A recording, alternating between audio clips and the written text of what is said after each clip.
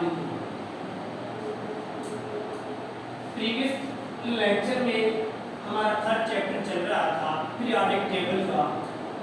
तो आज का जो हमारा टॉपिक है वो है आयोनाइजेशन एनर्जी।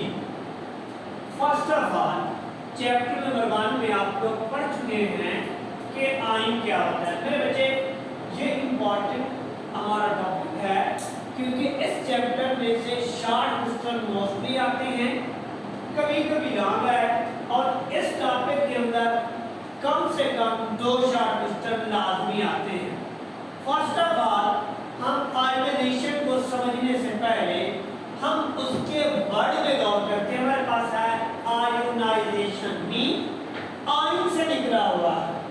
अब गौर करते हैं आयन क्या है।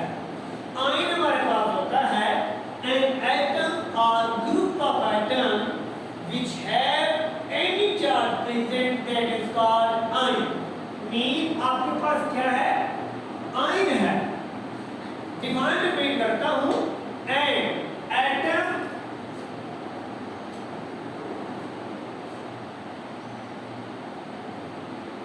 or group of atom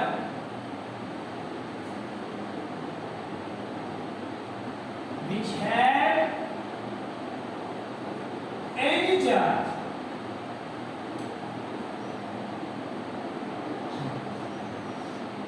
that is called ion. Mean कोई भी चार्ज हो।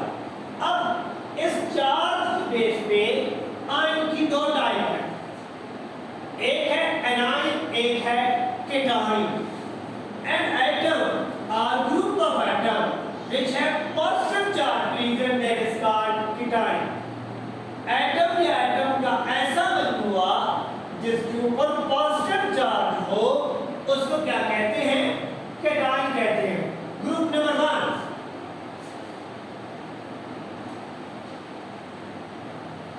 and 2 mean matter.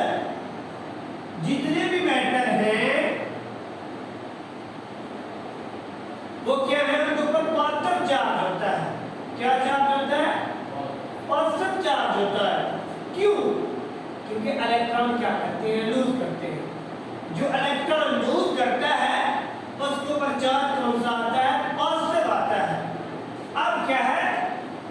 कैटायन क्या होते हैं? एटम या एटम का ऐसा मजमूआ जो इलेक्ट्रॉन को लूज करे, और जब लूज करता है तो उसके ऊपर चार्ज कौन सा आता है? पॉजिटिव आता है। बिल्कुल इसका opposite anion. An atom or a group of atoms which have negative charge present, that is called anion. मेरे बच्चे group number 17 fluorine, chlorine, bromine, iodine. आ देखो, अगर इसके ट्रिक अपनाओ, फ्लोरीन, क्लोरीन, ब्रोमीन, आयोडीन, सीधा काल पदार्थ आई थी। अब आई थी का मतलब क्या? एस्टेटिक, वो हम मोस्टली यूज नहीं करते। फिजा, कल, बाजार, आई क्या है कि इनके आउटर मोशन में क्या होते हैं? इलेक्ट्रॉन डेफिशिएंस होता है। मीन इसमें एक इलेक्ट्रॉन एक्सेप्ट करना होता है, इस वजह से इसके ऊपर चार्ज कौन सा आता है? नेगेटिव आता है। अब हमें पता चला कि आयन क्या होता है। अब हम आते हैं ionization, mean organization of ion, ion का बनना।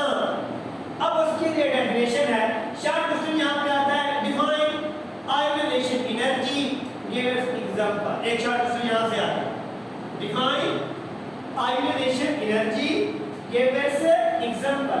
The minimum amount of energy which is required to remove an electron from outer motion in isolated gaseous atom, that is called ionization energy.